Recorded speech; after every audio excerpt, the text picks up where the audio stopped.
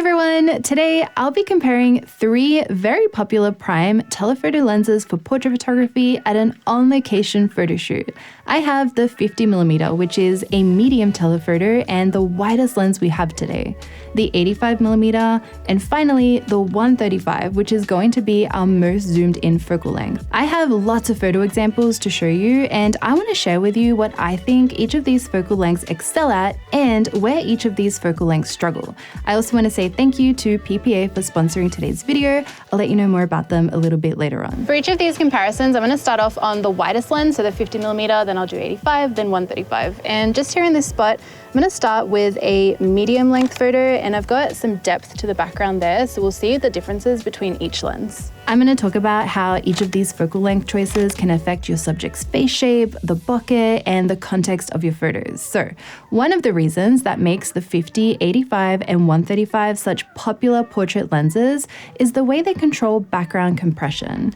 In this first comparison photo set, I'm taking a mid-length portrait of Yasmin where you can see quite a lot of the background in the frame, so we can see how these focal lengths look different to each other. So now I'm on the 85 and I have to take a few steps back to get similar framing to the 50mm. Basically, a good rule of thumb to keep in mind is the longer the focal length, the more the background looks like it's being brought towards the subject. This creates a more compressed and flatter look to the photo. Just the over the shoulder looked really cool too, yeah.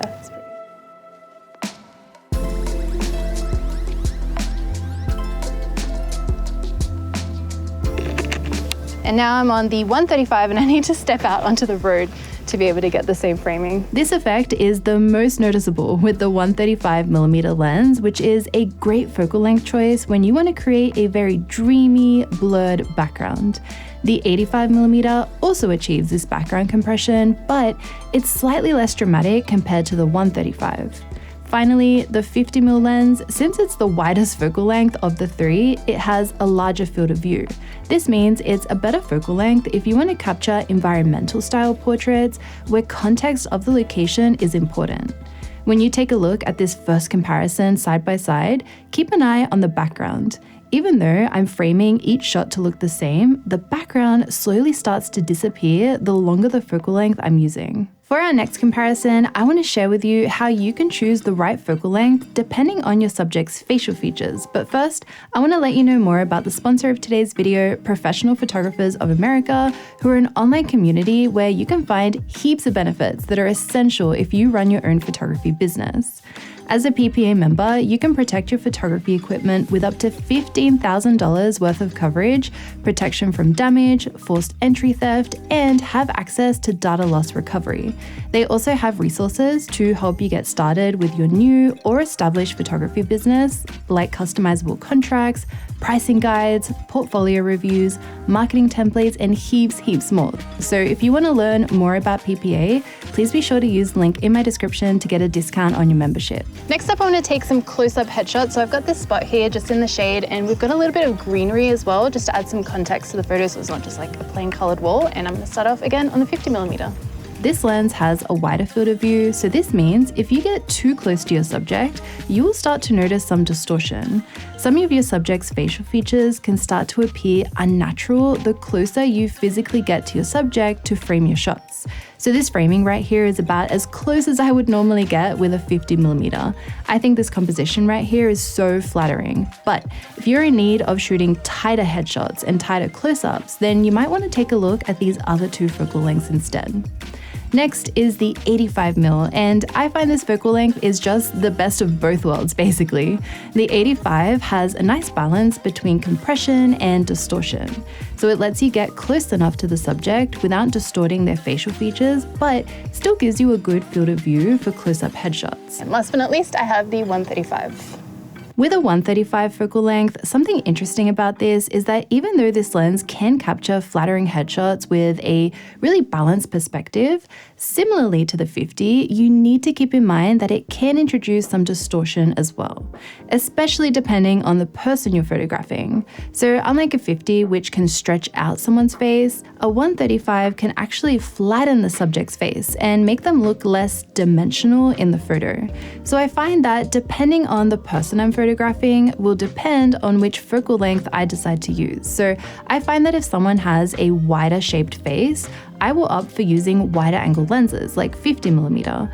If I were to use a 135, this is going to flatten their face even more, which will exaggerate their features, it'll make their face appear wider in the photo, and you'll end up with just an unflattering portrait. I feel like if you stand just here, that would look really nice. This looks amazing here, I love it. Something that I think telephoto lenses are really good for are taking full body shots because the compression makes the photo look so beautiful. So I've picked this spot here, got Yasmin standing on the footpath, and then you can see like the whole street down there. So that will show us a really good comparison between each focal length. Making use of these longer portrait lenses is a great option when you're taking photos in a really busy looking location like this, as these lenses can help separate the subject from the background, but they will do this in slightly different ways.